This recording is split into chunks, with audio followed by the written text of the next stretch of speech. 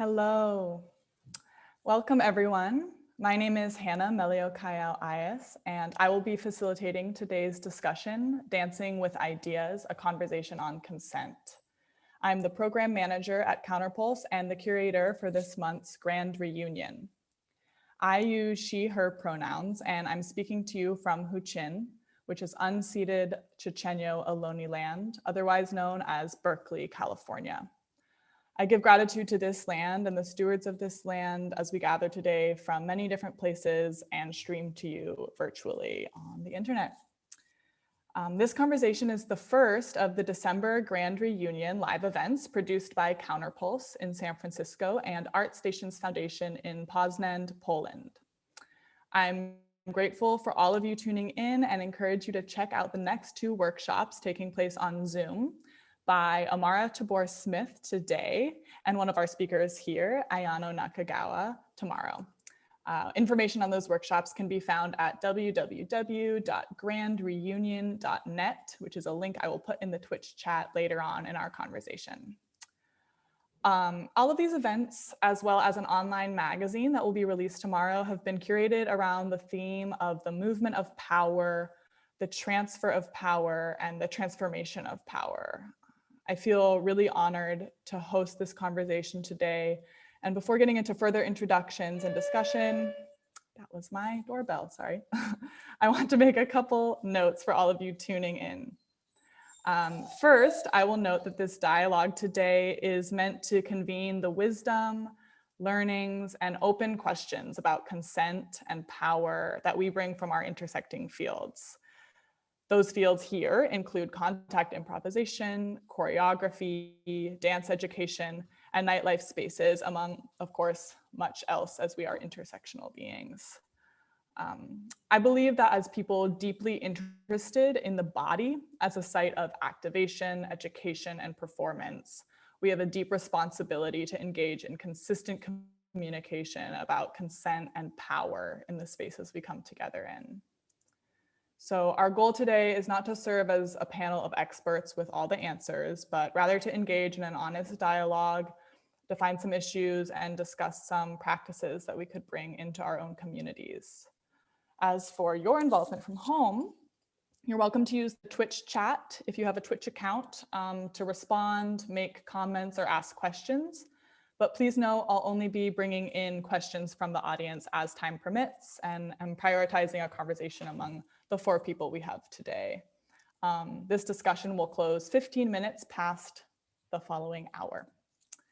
So now, without further ado, I'd like to dive in and ask our conversationalists today to introduce themselves with your names, pronouns, location, and a little bit of context on your background that you're bringing to this discussion.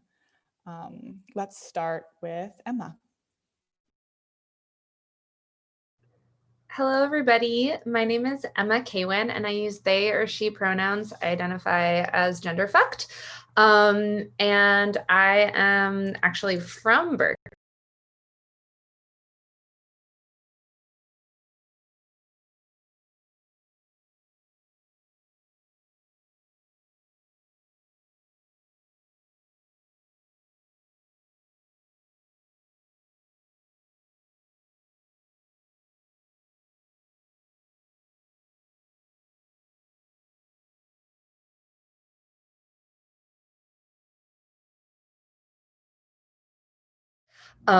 Talking about trauma and sexual ethics and consent and how we can move past this idea of this yes-no consent into a more holistic sexual ethic that takes into account entire communities.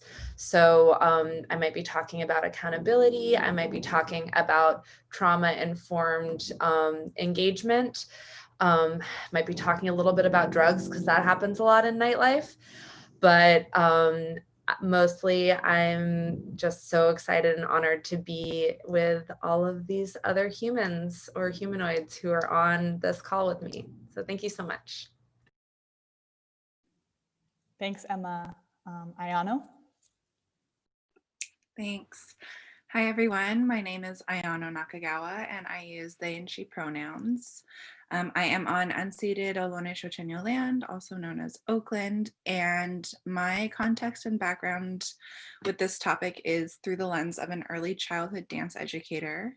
For the past 5-ish years, I've been in a really deep exploration and research about how to introduce ideas of power, consent, and agency in nonviolent and non-oppressive ways through dance. So I've been working with children 0 through 6, and we've been exploring these concepts. And I think it's really important to address within the teaching context, as what we're dealing here with is power dynamics, and recognizing the power dynamics between teacher and student, between adult and child. And since 80% of the brain develops by the age of 3, what would happen if we actually brought these ideas in and had practices around consent and around our own bodies and interacting with other bodies? How would our brains change? How would our world change? So thank you. Thanks, Ayano. Mayfield?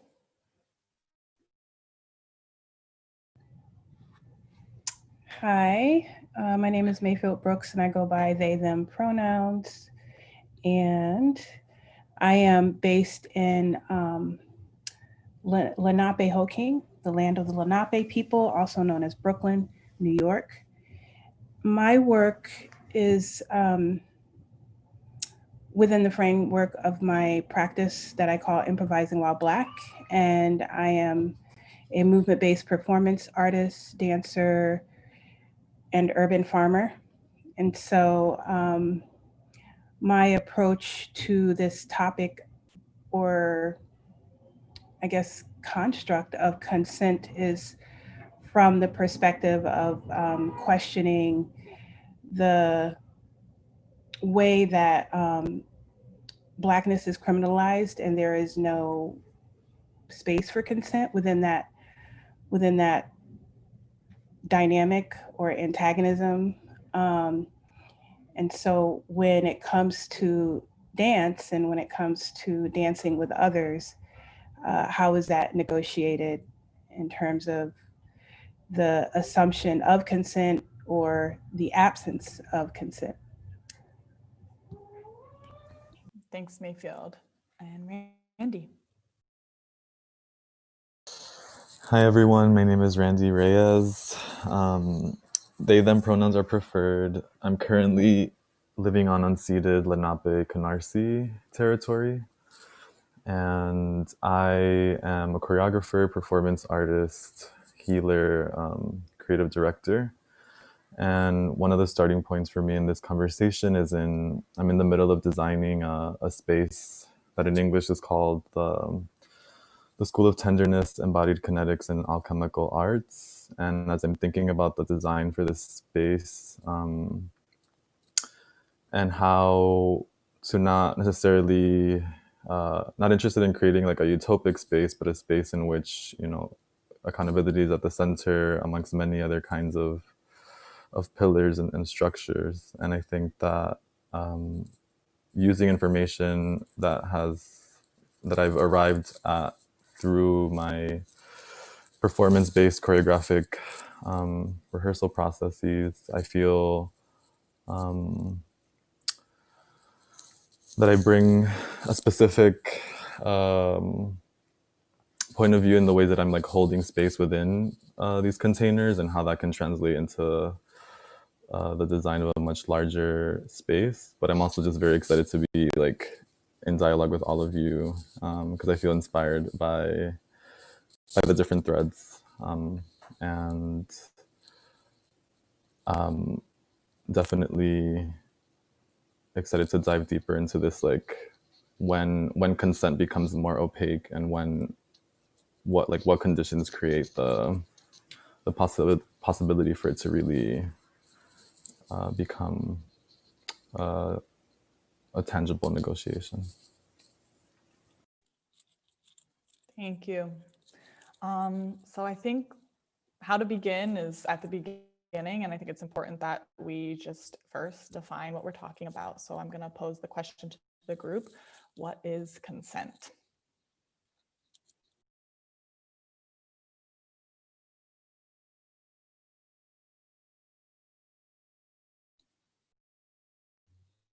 for anyone to just take a guess.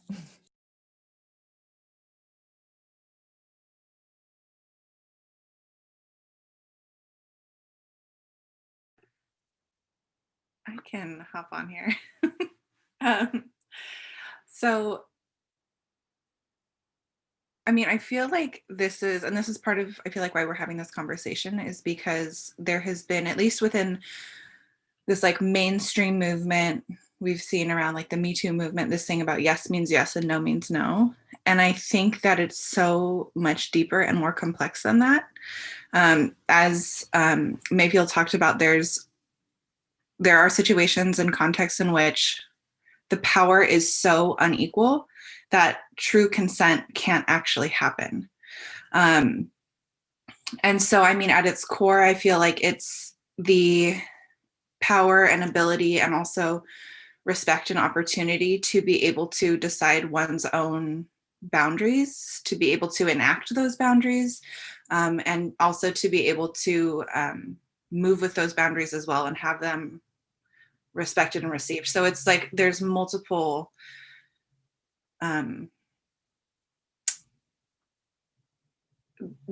multiple things at play within consent, and I would love to hear what other people build off of, because I'm always looking to deepen my own analysis and understanding and definition. Yeah, I can jump in with the sort of definition of consent that I use when I teach sort of 101 classes, which is based on the Planned Parenthood consent model, which is the acronym. They use FRIES, I use FIRE, and the F stands for freely given. So that's exactly touching on what you said, Ayano, about power differentials. And you can really get into the weeds with like, can there ever be consent when there's any sort of power differential? And what does that mean? But mostly we talk about these kind of gross power differentials like Harvey Weinstein, stuff like that. The I stands for informed, which is I need to know what you're asking me to do. Like the old standard of like, come up and see my art is not really the same thing as like, come up and I'm going to bang you. So the I is you have to know sort of what you're getting into. The R stands for reversible or revocable, which means that at any point you can decide you don't want to do something anymore. Or just because I danced with you last week at the contra dance doesn't mean that I want to do it again, or that you should assume that I want to do it again. That gets really interesting when you're talking about long-term relationships, because we do create a lexicon with other people where people start to assume certain things. And then the E stands for enthusiastic, which we can kind of poke at enthusiastic because sometimes we aren't enthusiastic about things, or sometimes our affect isn't enthusiastic, but we still want to do something. But this idea of enthusiastic consent is something that is going around, and I do think is useful in some regards, because if I ask Randy to dance and they say yes, that's really different than them saying yes. And so I feel like that is a by no means exhaustive framework, but it is kind of a useful way to start when people are thinking about like, because often people have one way in, but they don't think about the reversible part or the informed part or things like that.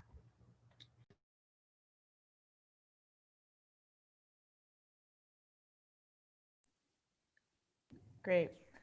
Oh yeah, Mayfield. Yeah, I think I can jump in with, yeah, I love these frameworks around consent. And I think that from the perspective of my work with Improvising While Black, because I experienced being a captive body, like I was incarcerated without my consent, without a reason for being put in that situation. One of the things that I often like to also include within this definition of consent is before consent, there has to be an assumption that one has agency, that one's body has agency. And, with when you're in a situation where you lose all agency and that lives in your body, and it may live in your lineage, or you know, within your familiar, your heritage, or whatever it might be. And I'm thinking about genocide, I'm thinking about slavery, I'm thinking about all kinds of trauma that live in memories and bodies. And so in that case, I think it's important to have the conversation about assumptions around agency before one can even have a conversation about consent. Because if you don't have agency, you don't have the capacity to agree to do something.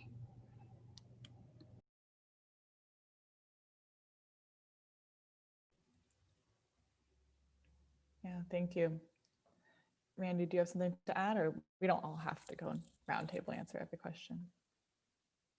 I think I'll just share that I feel like it's like my brain is kind of going like, you know, in an ideal world, and like in the world in which we're currently living in, where I think also like the forces of capitalism, in addition to what Mayfield was sharing, I think again strips away this aspect of agency. I feel like in an ideal world, consent is co-created and is also this like malleable like substance that really takes time, like that allowing things to really take time. Because I feel like even in personal experiences around consent, like I maybe have said yes in the beginning, but then, you know, as the evening goes on or whatever, like that changes, and there's something about giving things enough time to really like settle into the body. And like my body's constantly like changing cues. So I think there's something slippery about consent in maybe in either case for me. And so I think the FIRE framework feels like it's tangible, but still, yeah, there's something about it that I feel like I have to be able to practice on with myself, perhaps, like first and foremost, and then like maybe one-on-one, and then within collective spaces, to be able to really listen to like, what is my body really saying right now? And I think that when that space is not granted, then yeah, going back to what Mayfield said, it's what happens when agency and consent are stripped away, and there's no space for conversation at all. So I just feel that I am getting pulled in like into both directions. Yeah. Yeah, I really want to bring in sort of these other factors that intersect with consent, and sort of what even is agency, and where do we have power, and what other factors within a person sort of hit at the ability to practice consent.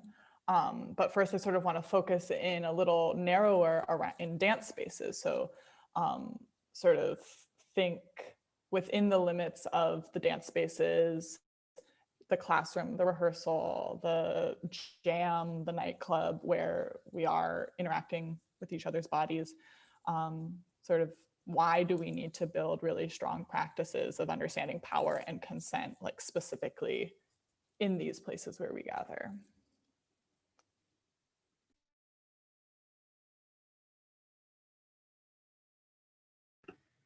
I have ideas, but I'm also very conscious that I spoke first this last time. I'm like, good. Great. I recognize people take different amounts of times to process questions. I'm like, yeah, so just let me know if you want me to hold back. So I think it's so important, like I talked already too, about the dynamic of power that exists. So in my context within a dance class, also the fact that lots of dance class, like traditional dance class, technique class settings of like modern dance, ballet, lineage, do not offer opportunities for students to be vocal. It's very much like, I'm the teacher, I stand at the front, I hold the knowledge, and you're going to follow me. And it's like this idea of like the banking system of education, this like empty vessel, when that is not true. So I always start all my classes, whether I'm teaching students who are 0 or students who are 85, that I believe that we are all the experts in our own body. And so at any point, if we're doing anything that doesn't feel right to them, that doesn't jive with them, they have the power to shift that exercise, to step out, to observe, to do it in a way that feels good for them. Because I also think that learning doesn't just happen by doing.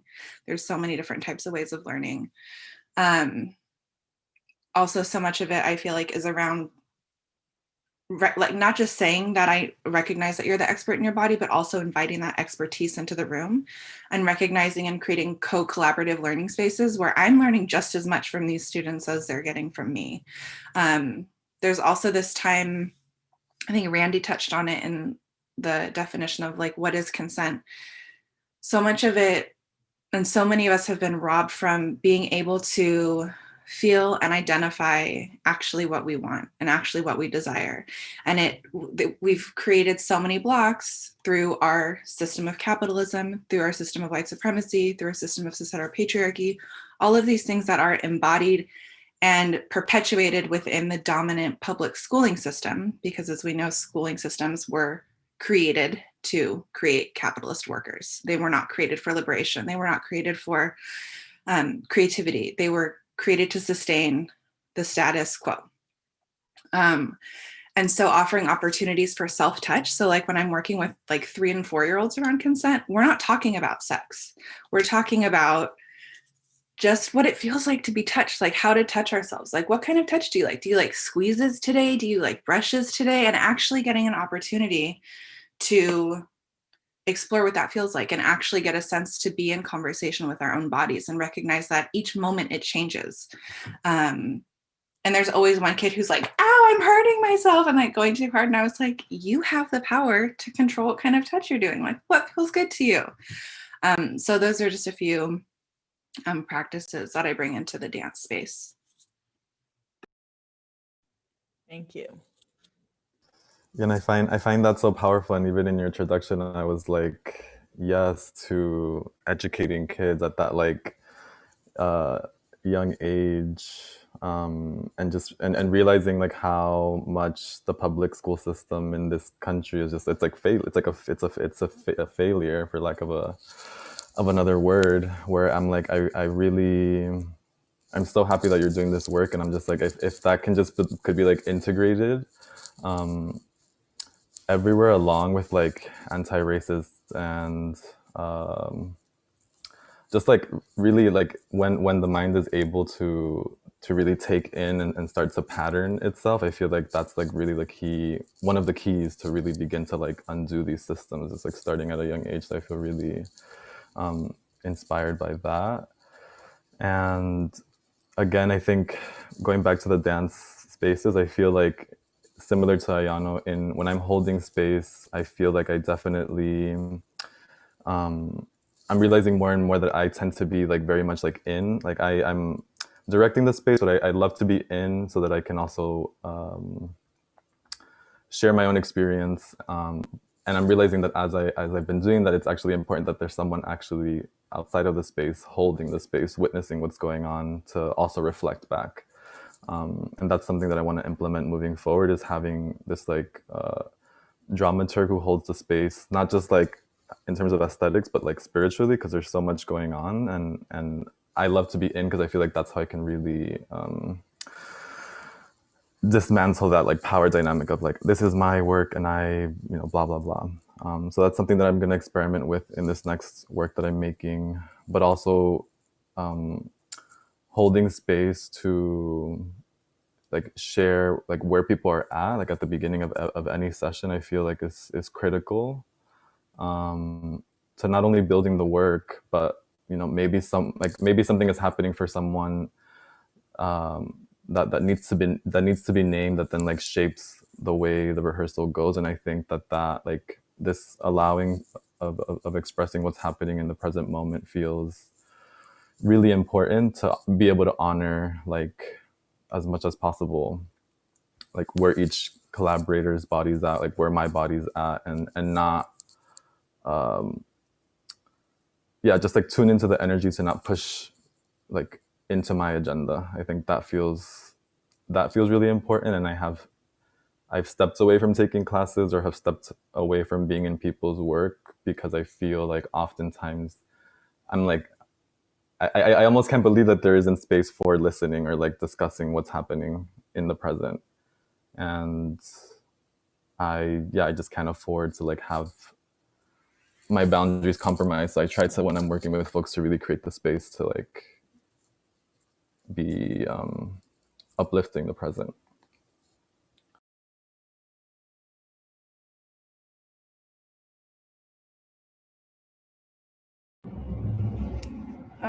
I think for me, this makes me very emotional because I can already feel I'm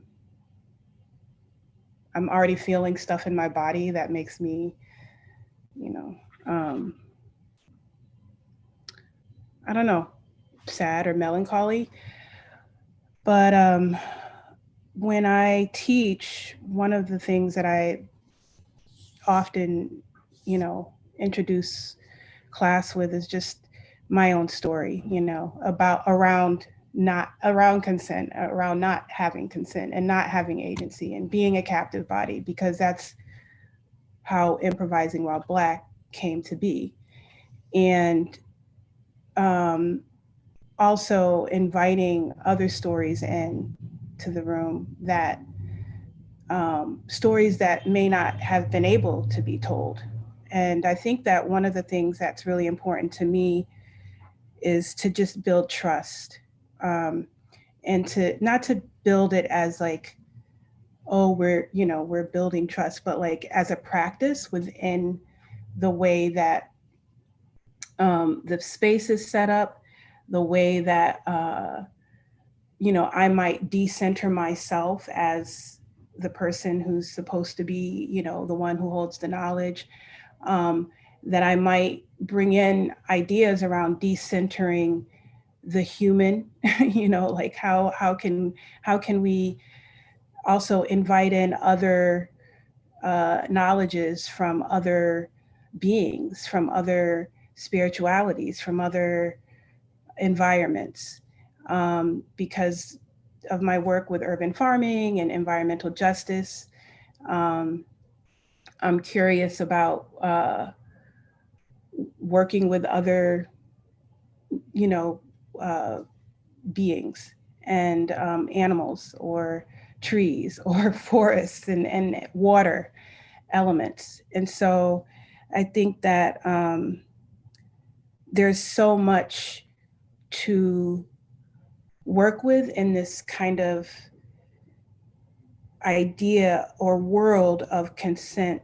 I think sometimes within queer community, we call it world building. And so like, how do we build worlds that are able to be, that are able to exist, for us? Because the world that has been built is not the world that I want to be in terms of like systemic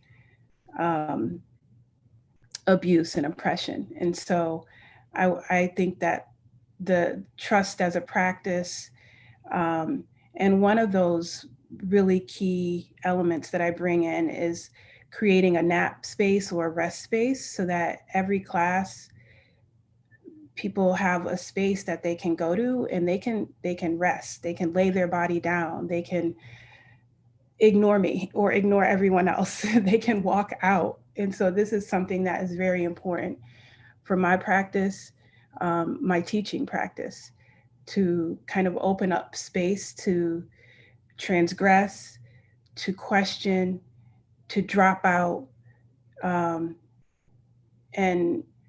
to really exercise a kind of muscle around like, what is it that I want to do in this moment? Because I think that we're so trained, and I think somebody brought up Freire, pedagogy of the oppressed, that we're so trained to like, from this kind of mandatory model of education, that this idea of playing or just being you know, it has been almost beat out of us.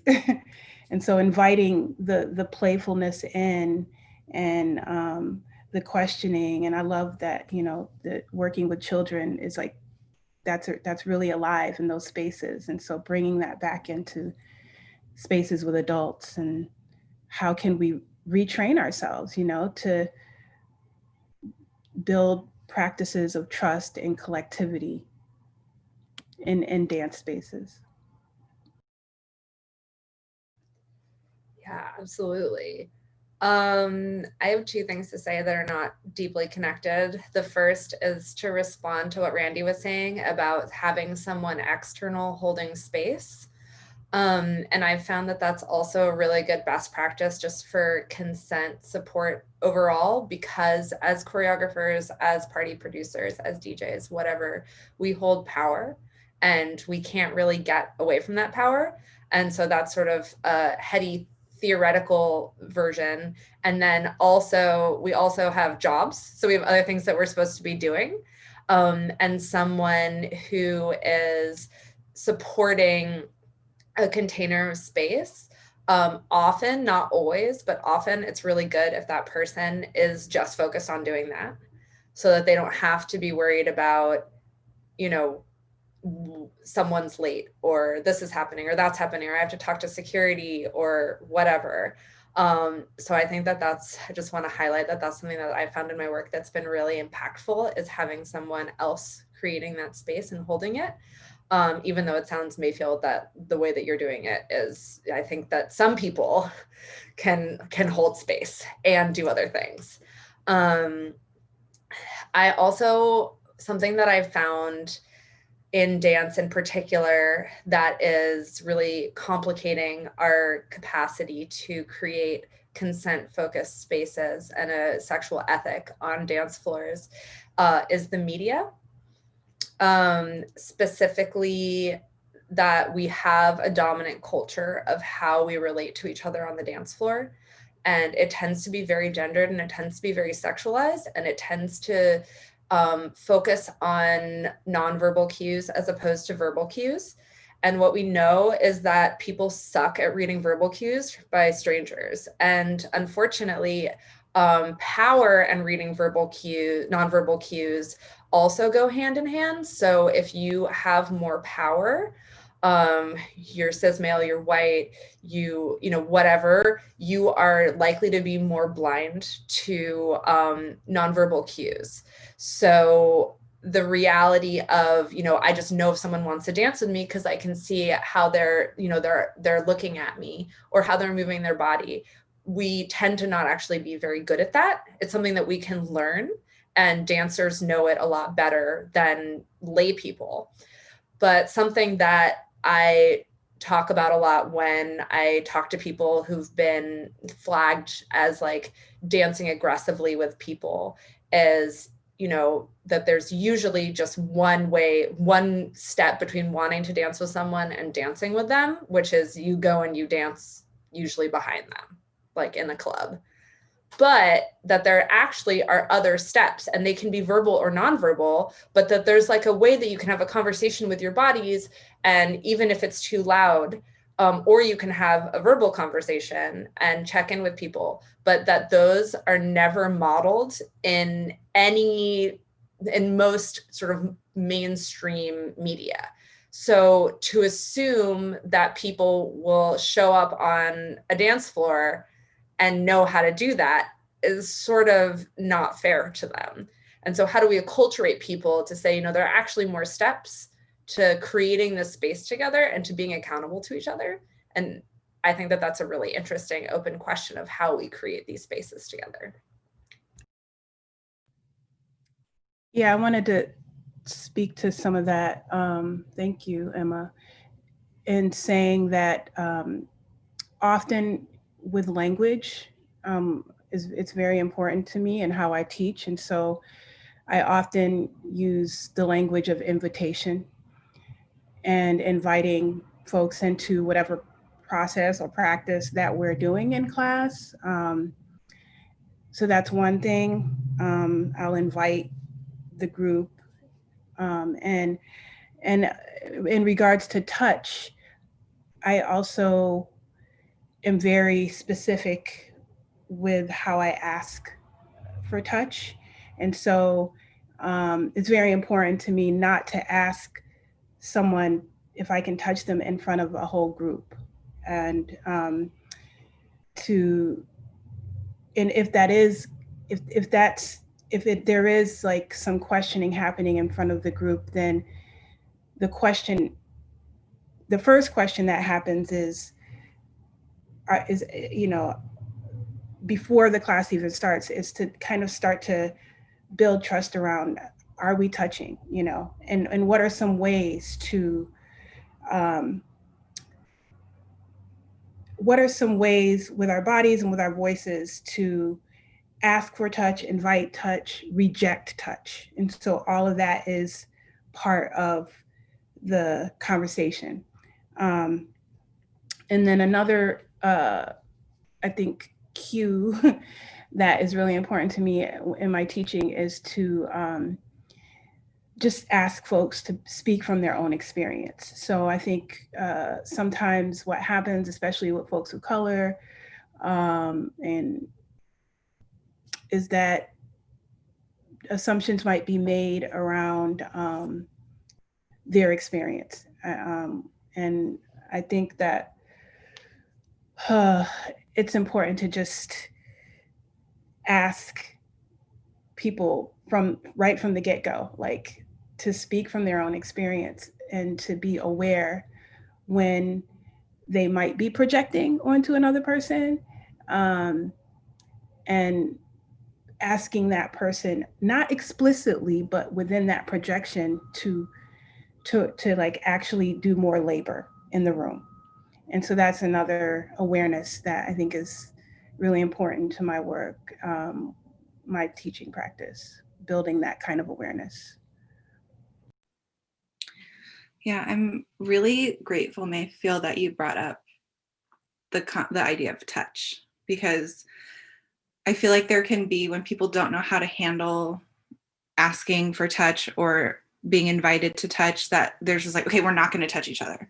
And we see that in schools, because with touch does come the potential for abuse. And that's like why we're having these conversations. But also touch is vital as hell to our development, to our sense of belonging, our sense of self. I was reading a study of a 14-year-old who was also like the child of another young teen parent, and then had their own child at 14 and was never taught how to like interact with the child. And it was a study done by a child psychologist who said that this person came into his office with the baby who was 2 years old, but looked like they were like 4 or 5 months, just had not developed. And he like watched them interact together and then told this young teen parent just to like hold the child and do skin to skin. And within like 6 months, the child had like fully developed and was like back in the like normal range of development. And also like, we'll see like little kids like want to run into each other. They want to tackle each other. It's natural. And there was also another study done on baby mice. And there was a group where the baby mice were allowed to play with each other and roughhouse and do all the things. And then a group that were separated from each other. And what they found once these mice grew up, they looked at their brains. The group that was allowed to roughhouse had more plastic brains. So they were able to, their brains were more malleable. They were able to pick up new ideas faster. They were able to not just be in such like a concrete, rigid way of thinking, as opposed to the mice who were separated. And then that reminded me of this like other study, all these studies of brain scans done on like really conservative people versus more, I don't want to get into like the whole like liberal, neoliberal stuff, but like more liberally minded people. And they found that there was more brain plasticity in liberal minded people. And so I'm thinking about all these things are like, touch is the fundamental, like our connection is such a fundamental part of our development, and how all these things that happen in our early life and the cultures that are set and all those things end up shifting our entire culture and reality that we live in today. So I just wanted to put those things out there as well. Yeah, Thank you. Yeah, I just want to kind of keep this going. This is not necessarily a new question because we're already talking about this, but sort of focus on what are these other factors that are intersecting with power and consent. So more on our identities, our race, our gender, our systems too. We've been talking about public school system. What other systems like within the dance worlds sort of run up against this and trauma. Emma, you've mentioned this already. So that's a lot, but let's think about all the different factors here. I wanted to I think what I will share will touch upon that, but I feel like I was like until you said race, I was like, oh yeah, that's like a huge huge factor in dance spaces, experimental dance spaces, like, you know, being predominantly white and really being fed up with that and being intentional about creating spaces that are not that, because there's something like it's okay. When I'm entering a dance space, I feel like in rehearsals that I've been for other people, like, you know, stepping into a contact improv jam, going into a workshop abroad, like totally different context. And I think what I've realized is that there's some about like that everyone loves to be touched, or like everyone's coming into the room with the same kinds of experiences. And particularly there was one instance, like there was at the beginning of this process that I was in there, you know, we did the community agreements, and one of them was like assume best intent. And I was having such a hard time with that one, because I was like, I feel like I just cannot, there was something static about that, where I was like, you know, I don't feel like I was being acknowledged as like a survivor, but also like, I don't want to step into each room with like an announcement, you know, about my trauma. But I'm like, you know, maybe that could be something interesting to experiment with. But I didn't feel comfortable with that, because I felt like, trust needs to be built over time. And again, I think that's why for me, not assuming that everyone's on the same page, or that folks might be walking into a space with something, something going on. And I think for me, that's why in my own spaces, I don't jump immediately to touch, because of my own relationship to it, while still knowing that like, I'm like, yes, touch feels so essential. And then there's this other part where like stepping away from touch, like I've been in spaces where like energetic boundaries feel like they're being crossed, and then that to me has complicated this conversation on consent, because it's almost like when I'm in a room with people moving, it's not just like the physical bodies, like I think like Mayfield was pointing to, it's like ancestors, you know, entities, etc. And I think that I'm someone who's very sensitive and perceptive to that space, and again have been in processes where I was like, what is going on here? Like I felt like I didn't even have anyone to talk to, because I was like, is this really like spiritual boundary crossing? Is this like a thing? Like, is there any research on this or something? So still like grappling with that, and again, like, what is the intention that the person who's holding the space, like what is their intention for the space? Is it healing? Is it like to manipulate people? Like, what is it? And just like how important that is, in addition to languaging, and what one says in the space, like really, of course, like it impacts the frequency of the space. So for me, there's this added layer of not just like the physical boundaries needing to be negotiated, but sometimes also like these energetic and spiritual ones that I have like less language for, that have also pushed me to like, all right, I'm just going to work with myself, or work with people that I really trust, who are also, you know, doing the best to do their work. And then just I wanted to talk about the acculturation part, or like I get excited by like not making consent sexy, but I think making it like creating media forms that are more like widely transmittable, that do break down the steps. Like I get excited about that and what that looks like. Both like I think it would help me heal, but also just as an important tool to disseminate. And then the last thing is, I think I've had one person in my life like celebrate my no. Like when I've said no, it's like they've celebrated that. And it really, like, it gives me chills now, but I think it was like, oh, like that. Like I've started to do that, or like I've tried to do that with people who say no to me for like, whatever reason. I'm like, you know what? Like, thank you for your no. It's like, it's a really hard thing for me to do, but to have had that feedback of celebration, it just really, it was like one of the most powerful things. And so I want to also find ways to integrate that, because yeah, if I'm in a class and I'm not feeling it, there's the door, and like leaving, there's like this opting out that Mayfield was sharing. I'm like, I also try to include that no matter what. Like nothing is mandatory, because yeah, the getting to the no, and as a way to get to the yes, or maybe not even to get to the yes, but just to like honor.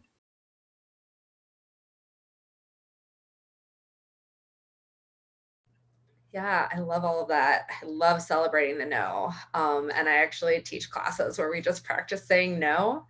And it's amazing how even in like a group like this, like I've done it over Zoom with strangers, and they know that they're supposed to say no, and they know that they're supposed to honor the no, and it's still powerful. So with such a silly role play, if you know it's that powerful, then it's got to be real powerful in real life.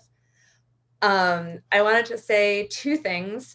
First, to sort of directly answer Hannah's question, a lot of my research, my historical research, is about who can be assaulted. And until quite recently, like certain people could not come forward in the United States in a court of law and say that they were sexually assaulted or raped, and for it to sort of count. So the obvious examples are Black women and sex workers are the main ones who like could not really, it was sort of just not really included in the framework of the law, which is atrocious. And actually until the 70s, not all states recognized marital rape. So because marriage is about the allocation of property in the form of a woman, there was no concept of the fact that you would not essentially put out for your husband. And that's as recent as the late 70s.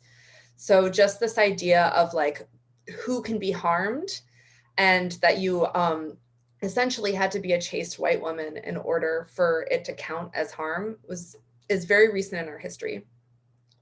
And then the other piece that I wanted to touch on is this concept of trauma. So I think that what we're learning in trauma research really complicates ideas of verbal and nonverbal consent in ways that I don't really know how to reconcile, but I'm just going to share with you things that I've been thinking about.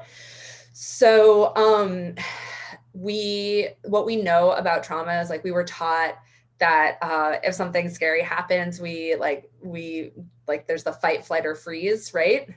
So actually, the first thing that everyone does is freeze. And we don't do this consciously. We do this in our limbic system, in our lizard brain, in our like, holy shit, the predator might see me. And so we freeze first. And then there are a number of things that we can do after that, and we don't choose them with our rational brain because our rational brain is offline in times of danger. And so our non-thinking part of our brain sort of decides from a laundry list of options. And so you can continue to freeze, you can run away, you can flee, you can fight. You can also dissociate, where you leave your body, which is very common. But what they found that the most common response is what's called habituated response. And that's what we have learned is probably the most likely to keep us safe And we learn that from our family, but we also learn it from the culture. So you can see how problematic it could be when I've been taught as an assigned female at birth human that if there's a really, if there's a male seeming person who is being threatening, that the best thing for me to do is to go along with it and appease, because that's what I've been taught. So I might say yes without any of my frontal lobe being really online.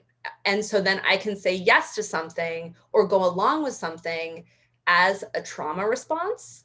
And then I've said yes, but I did not mean yes. And so how do we even parse out?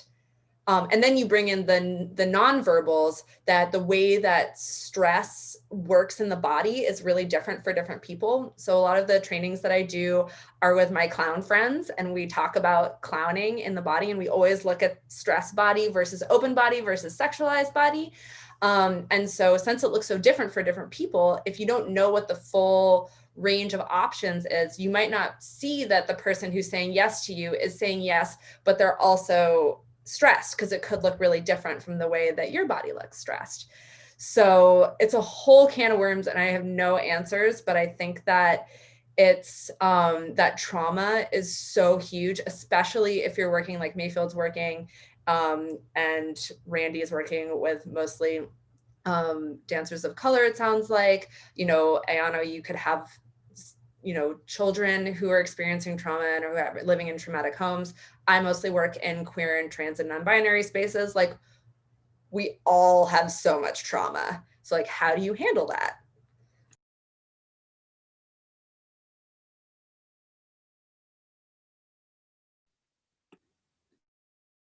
I was just gonna say thank you. Yeah. I wanted to bring up something about touch and something that I had been practicing with my teaching practice, is just kind of introducing or exploring energetic touch. And so when there is a class where we've agreed on touch, we talk about the different ways that we can touch. So energetic touch is just, I make it very literal at first, like through the hands. It's just like, just if you want energetic touch, you let somebody know with like your hands like this, and it's very clear that this is what I want. And if you want direct touch, then your hands are down and you're open. And so as it becomes more of a conversation, and it came through this practice that I was doing of witnessing. So we would just witness each other moving, and if someone wanted energetic touch, they could put their hands up, and then if they wanted later within that witnessing direct touch, they would open themselves up, or vice versa. Maybe they were experiencing direct touch, and then they could say, okay, everybody back off. I want, I'm ready for some energetic touch. And I think what that opened up for me was just the beauty of like the power of, like Randy was saying, this kind of energetic feeling of being touched, but not necessarily having like direct touch where it's like, flesh to flesh. And just going in between the two, or being able to have the physical language to say, this is what I want, this is what I don't want, this is how I want it, and just kind of working with those those ways of communicating within a dance space. I found it to be very liberating. And then in terms of identity, I was going to bring up this kind of idea of the compulsory environment, and I found that from my own experience with contact improvisation, when I started dancing it when I was younger, that there seemed to be this compulsory environment of like dancing with others, or accepting touch without talking about it, being in predominantly white spaces and being a Black body, and like finding that to be very challenging and not having the space to like say anything about it. And that to me felt compulsory. And so I actually taught a class or workshop called Refusing Contact Improvisation so that I could just have this framework of like, yes, I can refuse this kind of compulsory assumption that I have to be available to be touched. And that felt really liberating for me. And I just wanted to put that out there, that is like, I think we should do it more. Refusing whatever it is, but like, I love the idea of celebrating the no, practicing saying no, but also practicing refusal. I love that.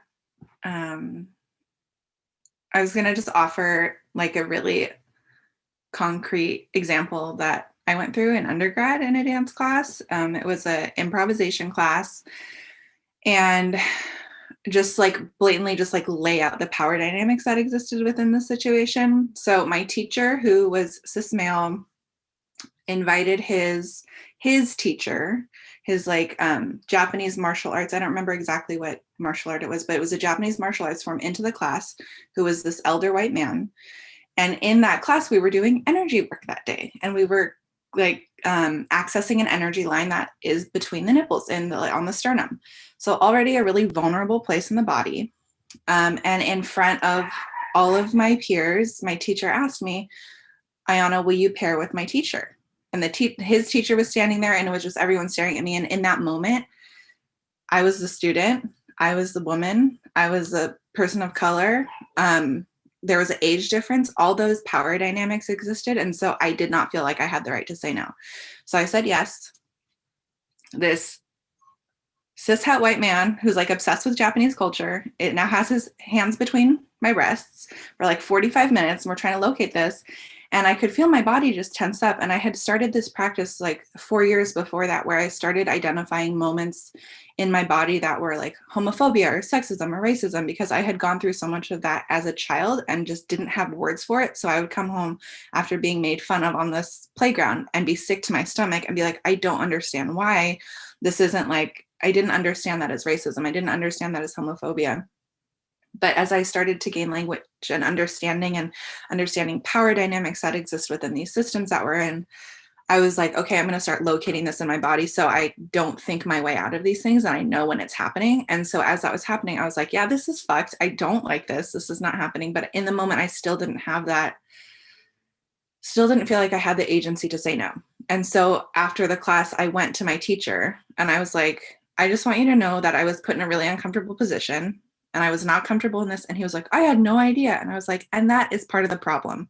And so it was like this larger conversation about just considering other perspectives, considering how that person is feeling, and being conscious, especially when we're in the position of power. And I'm talking all about this and going into different frameworks of power in my workshop tomorrow, but really this power over structure that is so, sorry. Oh, I thought you heard? Yeah. That is so prominent in dominant US culture, which is that like when someone has power over another. And in those contexts, because within every identity right now, there is, okay, maybe not every identity, but most identities, all the ones I can think of, there is a dominant group and like a subordinate group, even though I hate that language. And so really what doing this work is about shifting that power to other models, to other relations to space, to other orientations. And so that was just like a very explicit example of the different identities and systems at work in a dance class.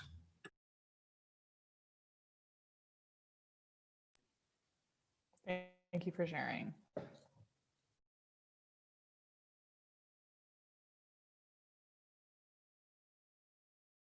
Can I ask you a question, Ayana? Yes, please. Yeah, I wonder if, like, just because there might be some dance teachers coming who are listening, and there are probably a lot of cis and white and hetero people and people who hold power who are listening.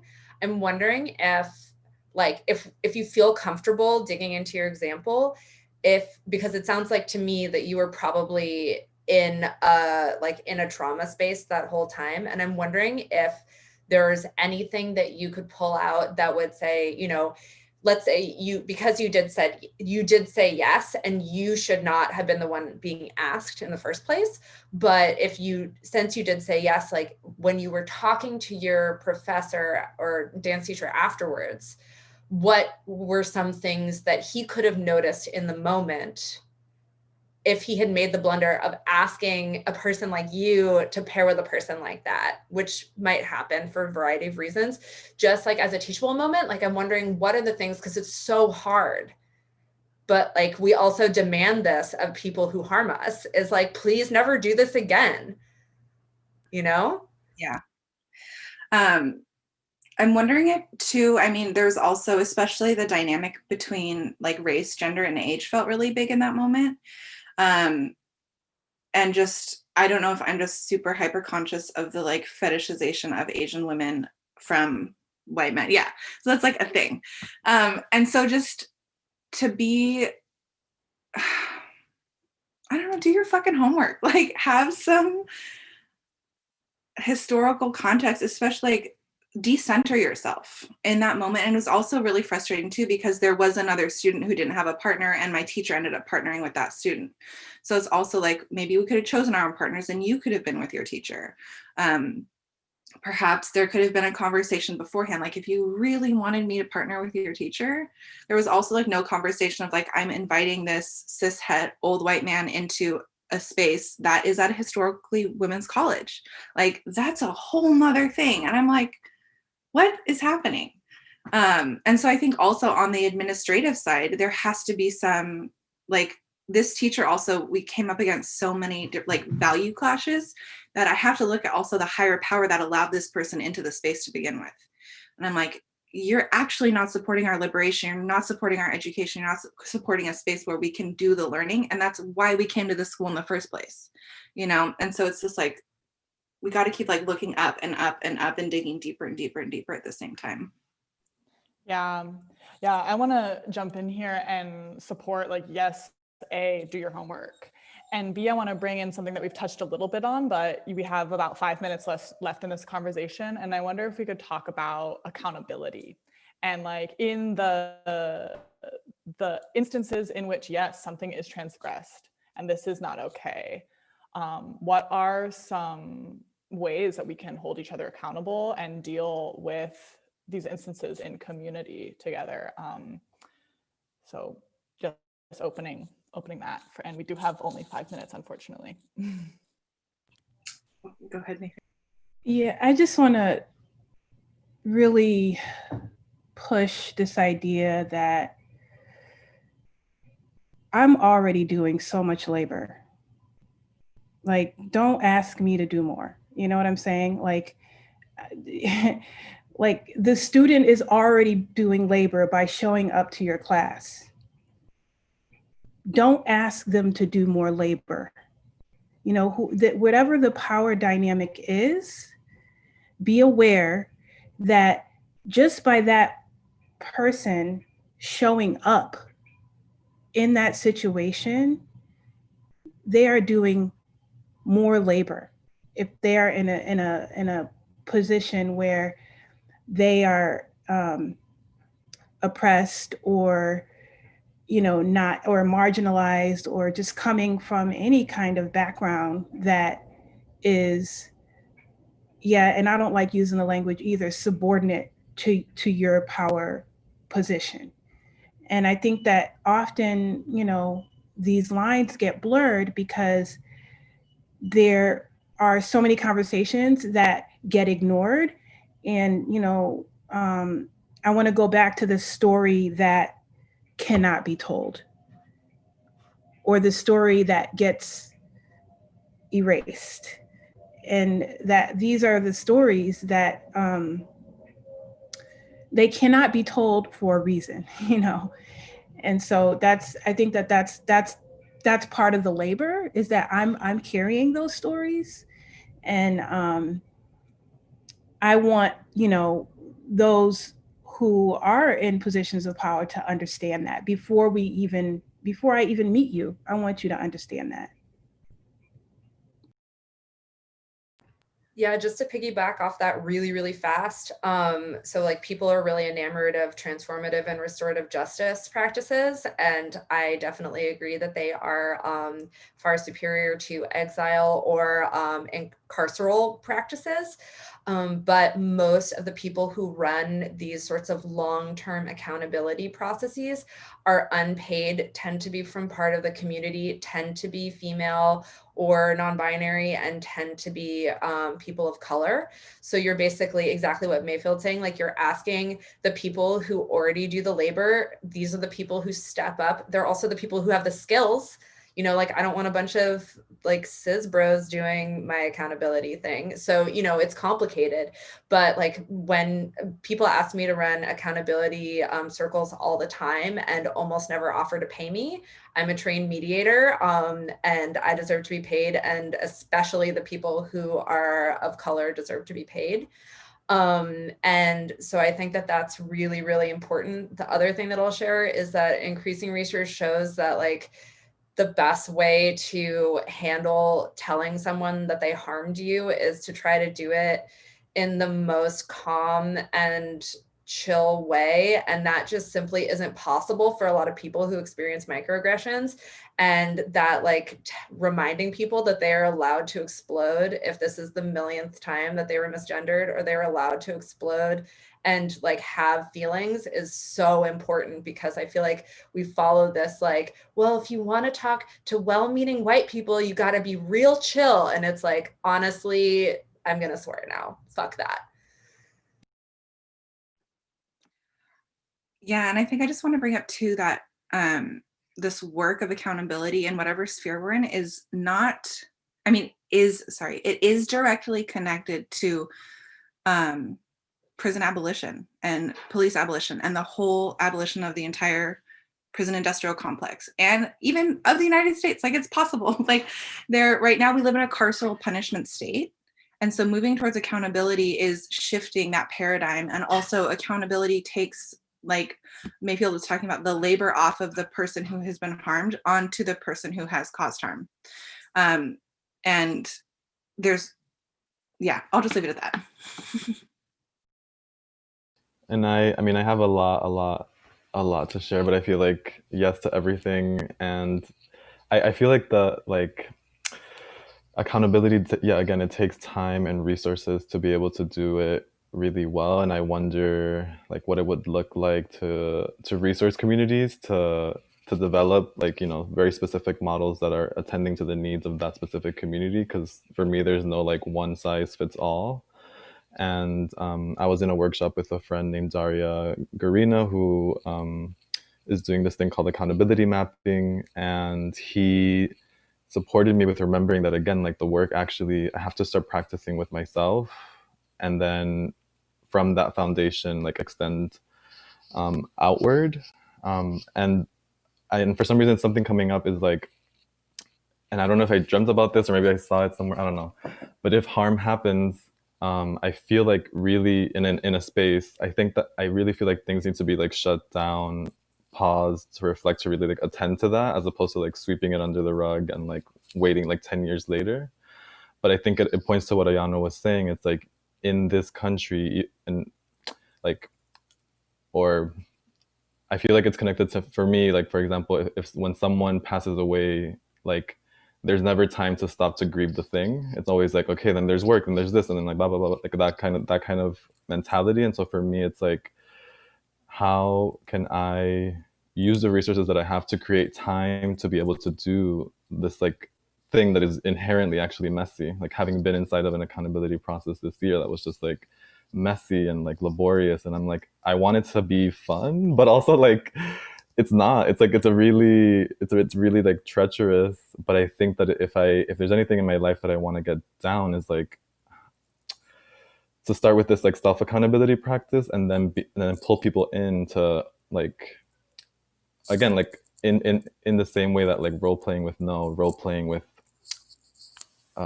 accountability somehow. And it's not really formulated in a concrete way because it's still ongoing, but I feel like queer club spaces are also inspiring for me, but I know that time is like ticking away, and